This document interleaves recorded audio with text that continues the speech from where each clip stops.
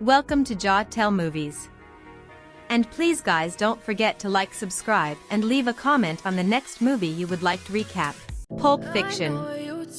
An early morning discussion between Honey Bunny, Amanda Plummer, and Pumpkin, Tim Roth, a young couple, about the advantages and disadvantages of robbing liquor stores versus banks takes place in the Hawthorne Grill on Sunset Boulevard in Los Angeles. Then they factor in eateries after learning they can make more money by stealing clients' wallets than they do from the cash register. The two stand up in their booth, share a kiss, and announce that they are robbing the restaurant. Jules Winfield, Samuel L. Jackson, and Vincent Vega, John Travolta, arrive at an apartment complex in the San Fernando Valley earlier in the day. They are hitmen working for Marcellus Wallace and have come to seize a valuable item from a group of would-be criminals who are being led by a young and impressionable man named Brett, Frank Whaley. They return the priceless object, which shines brightly and mesmerizes anybody who sees it. It is kept in a briefcase.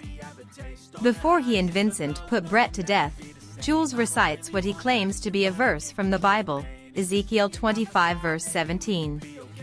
Story number 1, Vincent Vega and Marcellus Wallace's wife.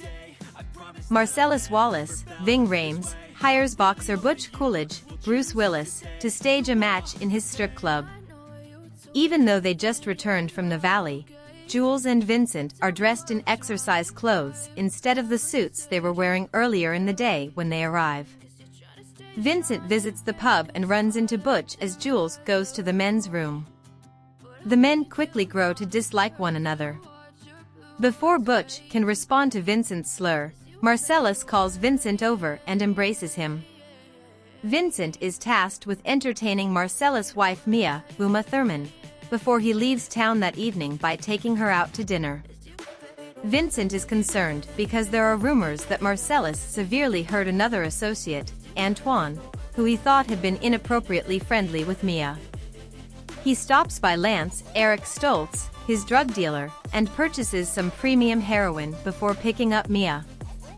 He takes Mia, a cocaine addict and chain smoker, in a properly drugged state to Jack Rabbit Slim's, a West Hollywood restaurant with a 1950s theme. Following some banter about visiting Europe, Mia's unsuccessful acting career, getting foot massages, and the allegations about Antoine, which Mia debunks, Mia signs herself and Vincent up for a dance competition. The twist dancers receive a trophy. They head back to the Wallace's house after dinner. Vincent visits the restroom to convince himself not to approach Mia. She finds the baggie of heroin in his coat pocket in the meantime, and thinking it was cocaine, she snorts part of it. She quickly collapses and starts to sputter. In a panic, Vincent rushes Mia to Lance's house, where they quarrel over what to do with her. Vincent takes Lance's instruction and administers a shot of adrenaline directly to the heart to help her get back to life. Mia goes home with Vincent. They both agree that it would be bad for them both to inform Marcellus what happened. Story number 2, The Gold Watch. Before his battle the next night, Butch had a dream about something that happened to him when he was young. Captain Coons, Christopher Walken, paid a visit to Butch in 1973 at his Tennessee home to deliver a gold watch. Butch's great-grandfather had worn the watch when he traveled to World War I. It had traveled to Vietnam with Butch's father and to World War II with Butch's grandpa. Butch's father passed away while a POW but left Coons the watch to give back to Butch. According to Coons, in order to keep the watch out of the hands of their captors, he and Butch's father had to bury it in their rectums. With his hand, Butch lifts Coons' watch and takes it. Butch awakens from the nightmare. He fights so viciously that he kills his opponent rather than throwing the battle off-screen. He staked Marcellus money on himself, and if he wins, he will have made a sizable fortune.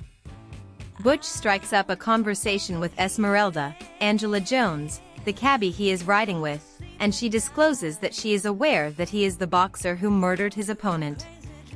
Esmeralda appears particularly interested in the subject of death. After leaving their flat, Butch and his French lover Fabienne, Maria de Medeiros, are sleeping in a shabby motel, which Esmeralda drives them to.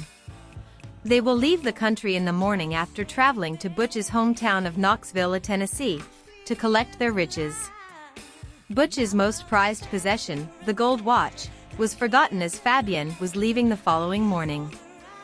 Butch borrows Fabienne's car to fetch the watch after having a violent outburst in which he destroys the television in the motel room. He parks a few blocks away and, out of caution, walks through a vacant lot to his apartment building. Without incident, he enters and discovers his watch in the room's bedroom. When he sees a submachine gun in the kitchen, he realizes he is not alone in the flat. Butch shoots Vincent with the gun he found, catching him off guard as he exits the bathroom. He wipes his fingerprints off the gun with a tissue and walks out of his apartment.